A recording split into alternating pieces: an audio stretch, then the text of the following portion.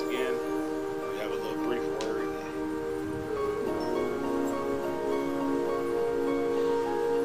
I'm going to go with the scripture, James 4 and 8. I'm going by memory. I believe it says, draw nigh to God and he will draw nigh to you. Cleanse your hands, ye sinners.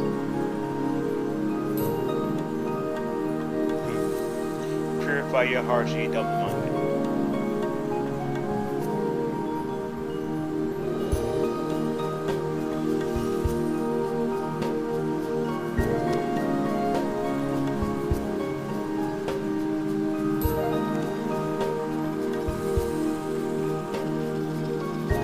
Spirits are thoughts, thoughts are spirit, which means they are life.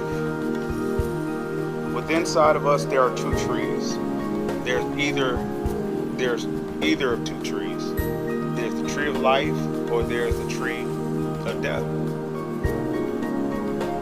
And from either one of those trees, we will produce and reproduce that fruit, which means the confession that we would say will either come from either one of those trees. The tree of life, which is love, forgiveness, joy, peace, all those I want to say everything that we desire to be that keeps us perfect, away from hurt, away from harm. That's what the tree of life produces. That comes through Jesus being the true tree of life. Or the Spirit of Christ being that tree. Or access to that tree is through Jesus. The tree of death is through the disobedience from the tree of love, which is the tree of life. So, to get to the tree of death, you will have to be separated from the tree of life, which is the tree of love. So we would have to be in disorder to love, to harbor death, which is separation from love. That's the purest evil you ever find, is separation from love.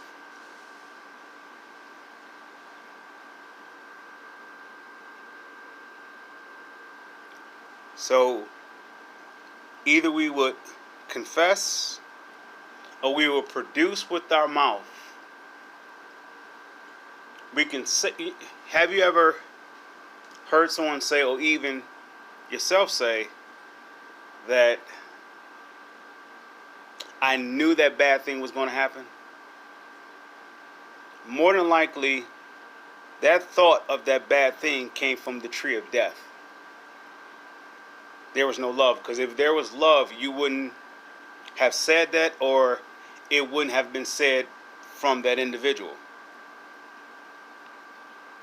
That's why they say death and life is in that's why the scripture says death and life I think this is in Proverbs, death and life is in the power of the tongue. They that love it should eat the fruit thereof. We are made in God's likeness and image. We are able to create birth existence. When Adam spoke, he spoke. The names of the animals were formed, or etc. So, but God breathed into, or he breathes into us. So we're never separated from him, except when we are separated from him, of his core, which is this. I want to say that's the epitome of disobedience, is to separate from God's core. His core is love. Love is patient, love is kind, love is true, love is pure. It's perfect. Love is perfect. That's why it destroys the multitude of sins, of disobedience, of the multitudes of doing things outside of the will of God. It destroys all that. Love conquers all. Which is why the opposition wants us to not walk in love. To walk in love requires to separate from fear, to be in love, which is to walk by faith. So if I walk by faith, I will face the very spirit of fear that's trying to keep me from love.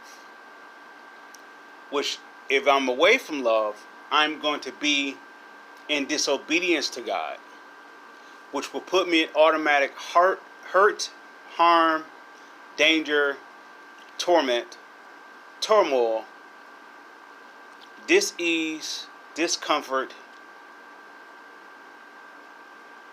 cursed, which is death.